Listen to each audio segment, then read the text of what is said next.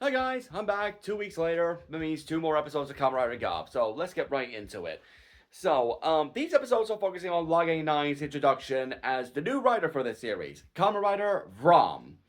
I'm not entirely sure where that name came from. Like, I literally Googled it, like, before I decided to, watch the new episodes, but I've already kind of forgotten it.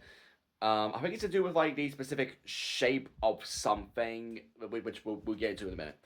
But as for the actual focus of these episodes, it's on a series of disappearances of just random people in the middle of the street. Specifically, people who are generally just nice and helpful, and they just happen to disappear. And the culprit of this is a woman with a red scarf who is actually a bird granute in disguise.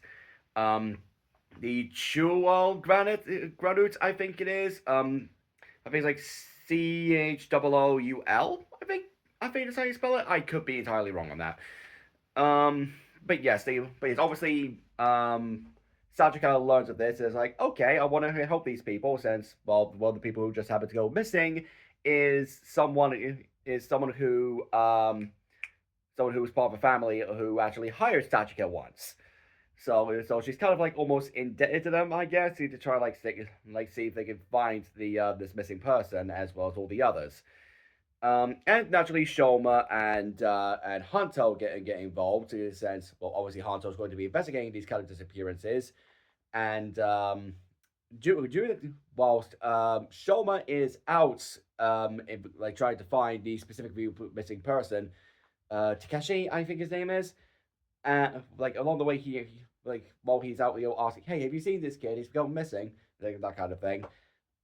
Then he comes across Lage 9, who literally just walks past him annoyed, which seems to be Lage's default personality trait at the moment. He's just generally annoyed at everything or just thinks things are dull, which makes sense given his catchphrase is literally Daru, with Durl,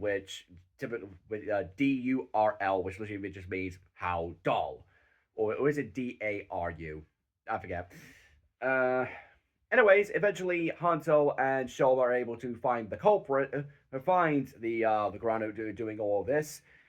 But before they can lay the hurt on them, Lage 9 intervenes and transforms into Kamen Rider Vrom, revealing his own unique transformation belt. And yes, this is the first proper transformation belt the series has. I'm not counting the Gava Shoma's stomach because every Granu has one of those. And reveals his main transformation is a pudding cup. So yeah, we still continue on with the whole sweets thing for a moment. And Vrom's design, like I really do like Vrom's design, but I'm not sure how I feel about the coloration of it. Like it's supposed to look like caramel creme puddings, basically. And that in and of itself is not a terrible idea because like the whole armored look with each one, but one looking like a bulletproof vest, and second looking like individual pudding cups, and even like pudding cups of the ears with the spoons dipped into it, kind of sticking out the side. But I'm not sure if like the combination of the yellow and the orange and the silver really fully work. Well, now that I think about it, I wonder if they deliberately gave him the more orange color scheme because again, the same guy who plays Lag 9 was also Kirame Silver from um, Kira Major, and his primary mech was orange. So I wonder if that's just simply an actor illusion.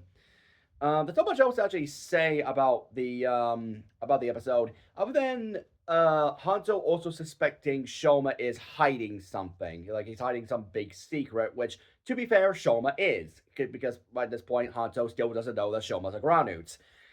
Um, but he obviously doesn't want to be too pushy about it because the two are otherwise still working really well together, even if they're not 100% on the same page, essentially.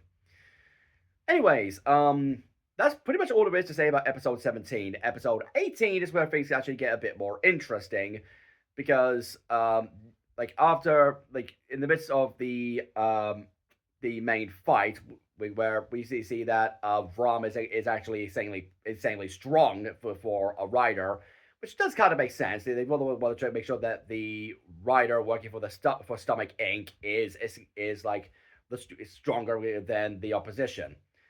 And I do want to go point out as well. Rob is a disrespectful motherfucker in this episode. like the way during the fight, he like after Hanto has been knocked down, he literally slides over and just sits on him. It's like, come on, like I would man, I love the personality they brought to him just through his actions in the suit. Oh, what else?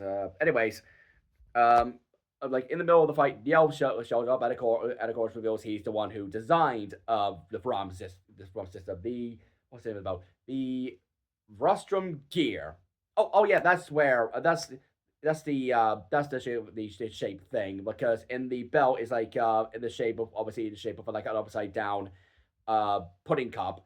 And apparently the shape is a frustrum, FR instead of VR.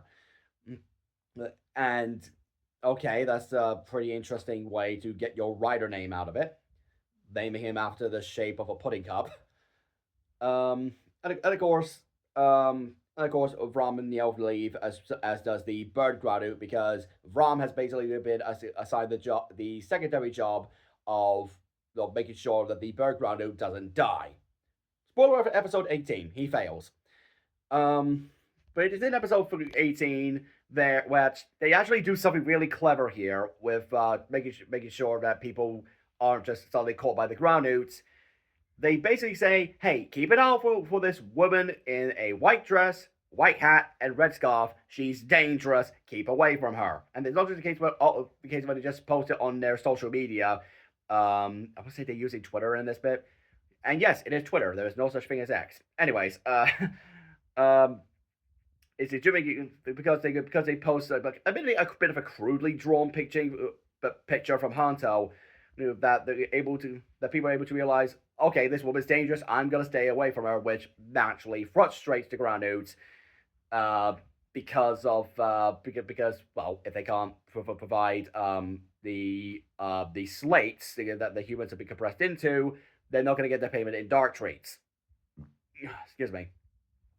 But the Grotto decides to do things the old-fashioned way, just gather them up using their wind powers, because that's actually how he's been able to trick them in the first place, by basically getting their scarf like caught in the wind and blown away in a specific way, so that no matter how the scarf goes, it doesn't get snagged on anything, it doesn't get caught on anything, it doesn't run into anybody else, it just gets caught on the wind current, which obviously Shoma and Hanto are easily able to decipher. Oh, he's controlling the winds. That's how he does it. Which, okay, that's actually pretty interesting. Also, the fact that Groundroots apparently have elemental powers now. Never knew they could do that. But nonetheless, he of course able to catch up with the Groundroot after he tries doing things the old-fashioned way. But one last thing about Lage 9 we get very early hints of early on. He apparently gets a flashback while the Groundnewt is ranting about wanting to enjoy the succulent sweetness of a dark trait, and he flashbacks to someone who says he's willing to do whatever it takes to get it. And I have a feeling that that character is going to be important later, especially with the preview for the episode next week. But either way, Hanto and Shoma get caught up in the wind current and decide we're going to, and this is quoting Shoma directly, we've got to ride the wind. I'm getting decay flashbacks. But anyways, he obviously land from the ground dudes, but before they can try to fight it, of course, Lage shows up and the three Transformers try to fight, but with Valen holding Vrom back so that Shoma could go after the ground dudes. And he is able to successfully destroy the ground dudes, but when he picks up the slate, he realizes, oh crap, Takeshi's not here. And, probably dozens of other people who have gone missing, but whatever, Takeshi's not here.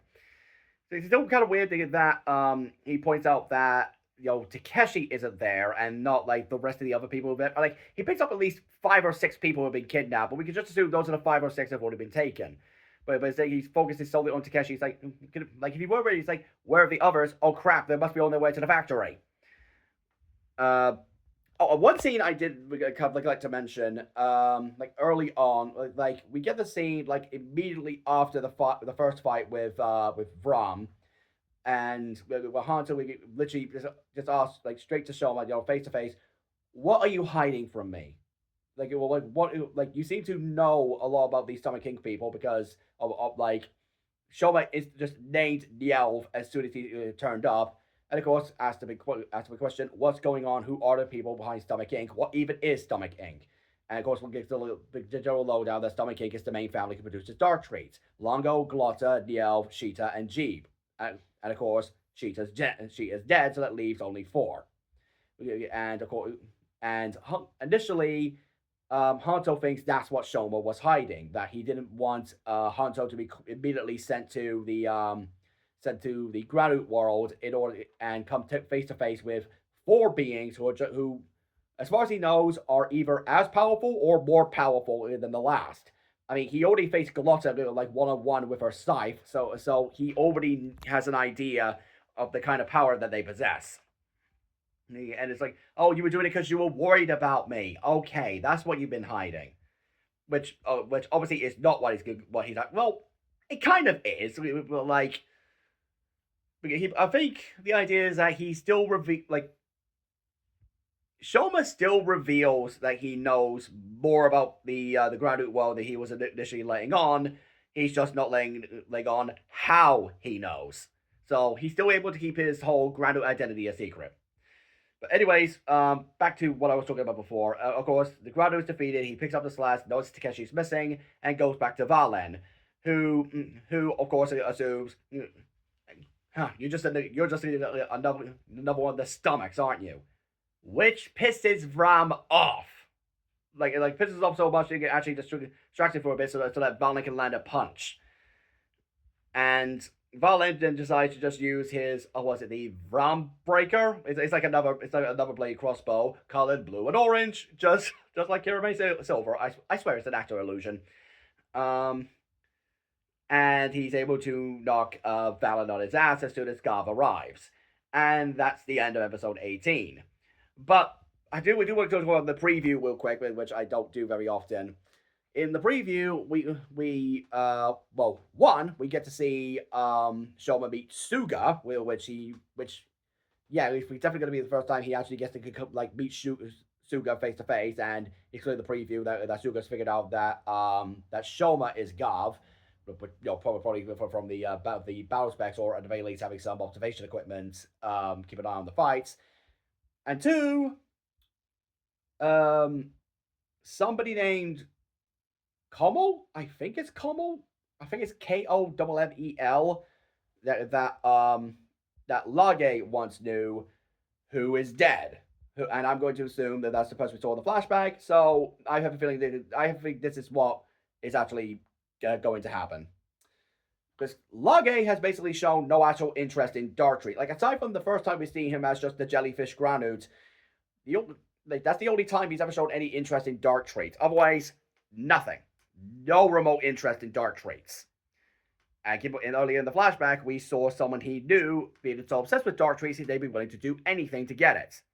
And of course, now with this bit of info for the preview with something about someone he knew dying because of stomach ache or because of dark traits, I'm going to say this right now. I think this is all part of Lage's long game massive revenge scheme to take down Stomach Inc. for the death of someone that he loved, or at the very least a family member, because that's actually an interesting way to, if this is part of its actual long game, that'd be really interesting, because he's somewhat put on the persona of someone who's just laid back and, I don't want to say nihilistic, but apathetic. That'd be the right word, apathetic. Because again, until he's accused of being a Stomach family member, he otherwise keeps his cool. He seems bored, if nothing else. So I have a feeling the stuff we're going to see in the next episode will give more details about his past and why he specifically wanted to steal the dark treat from that vendor the very first time we saw him, when he's otherwise shown no interest in it. So, yeah.